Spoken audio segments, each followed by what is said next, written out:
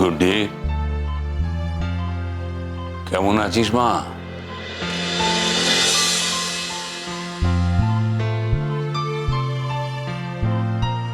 অনুজ কোথায়? তুই যাকে অনুজ ভেবেছিস সে কি কখনো চলে যেতে পারে? আমি তোমাকে বলছি জেঠুমনি, দেখো ওই অনুজ।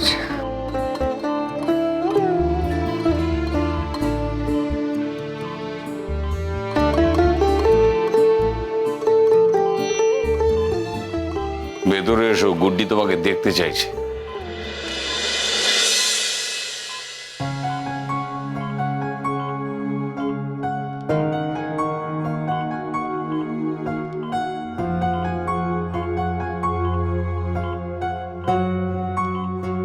কথা ছিল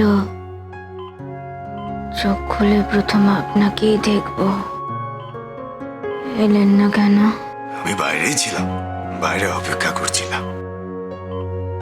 জেঠুমনিও যেমন দামি তেমন আপনিও আমার কাছে দামি।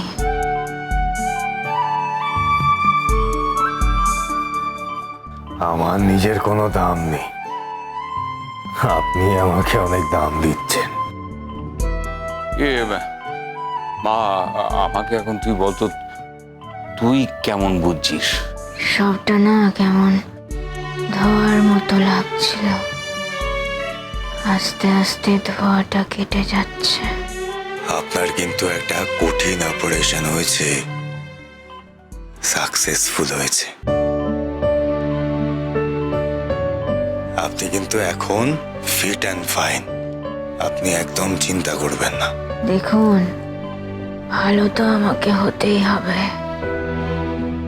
যত তাড়াতাড়ি ভালো হব তত তাড়াতাড়ি বাড়ি ফিরতে পারবো।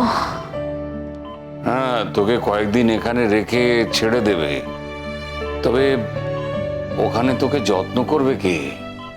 অনুজ পারবে না? না, আমি বলছিলাম কি, কদিন যদি তুই আমাদের বাড়িতে থাকিস। সেটা সম্ভব নয়। তাছাড়া বাড়ি বলতে নিজের বাড়ি, পাহাড়, পাহাড়কেই আমার নিজের জায়গা বলে মনে হয়। যে যেখানে জন্মায় এটা তো খুব স্বাভাবিক, এর মধ্যে কোনো ভুল নেই, কোনো অন্যায়ও নেই। কিন্তু এখন কটা দিন, মানে যতদিন না তুই পাহাড়ে যেতে পারছিস ততদিন যদি আমার কাছে থাকতিস। দেখো জেঠুমনি,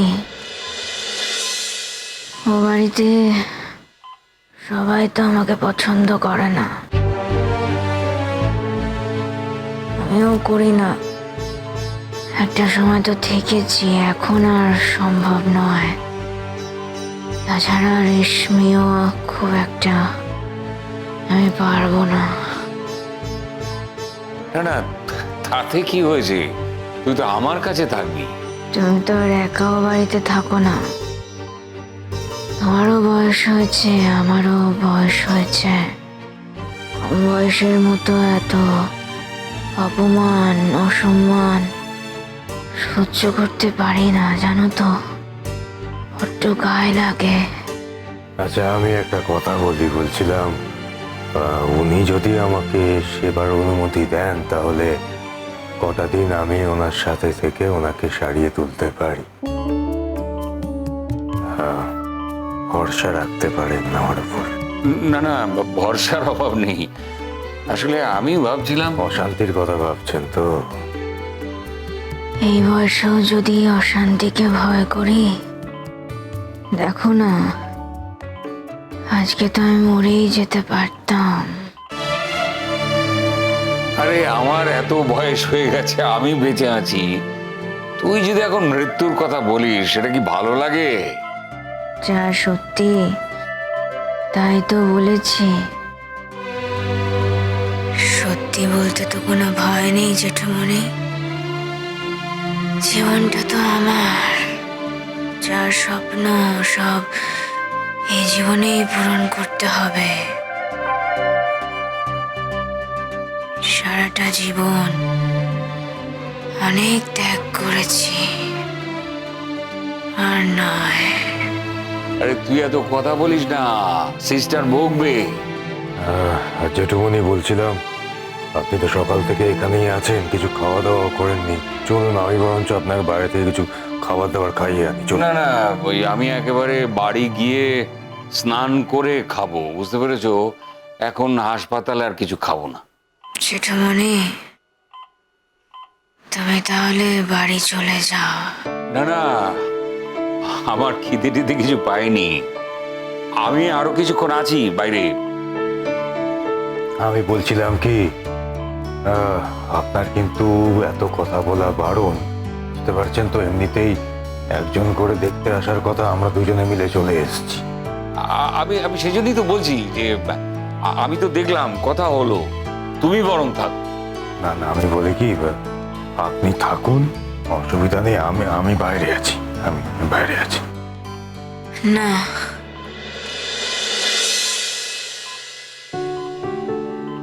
বলছিলাম যে দুজনেই থাকুন না।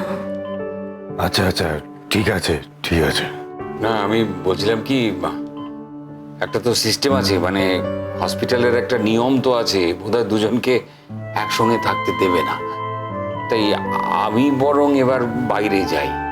জেঠুমনি, আমি ভালো আছি, আমার অসুবিধে হচ্ছে না কথা বলতে। তোমরা আছো, কথা বলছি, আমার কিন্তু বেশ ভালোই লাগছে। তুই এত কথা বলিস না মা, ব্রেইনের ওপরে একটু বেশি চাপ দিচ্ছিস, এত চাপ দিস না। এখনো তুমি পুরোপুরি সুস্থ হয়ে ওঠোনি। উনি যাওয়ার কথা কেন বলছেন তাহলে? ঠিক আছে ঠিক আছে, আমাকে নিয়ে ভাববেন না। আমি বলছি, আমি বাড়ি যাব মানে আমি আপনার বাড়িতেই যাব। শুনুন একটা কথা, এখন থেকে ওই বাড়িটা শুধু আমার একার বাড়ি নয়, ওটা আপনারও বাড়ি, বুঝেছেন?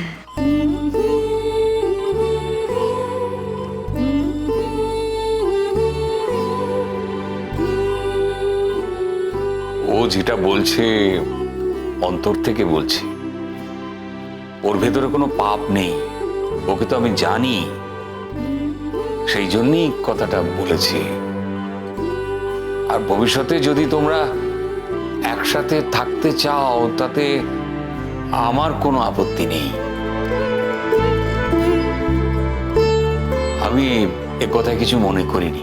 হ্যাঁ ঠিক আছে, আমি তাহলে বাড়ি গিয়ে খাওয়া দাওয়া করে আবার আমি এখানে চলে আসছি, এসে একটা হসপিটালের গেস্ট রুম, ওখানে থেকে যাব। একটা রুম নিয়েও তো থাকা যায়। না না না, ওসব কোনো দরকার নেই। পয়সা নিয়ে হলে কথাগুলো বলছেন তো? আমার পয়সাকে আপনি নিজের পয়সা বলে মনে করেন না?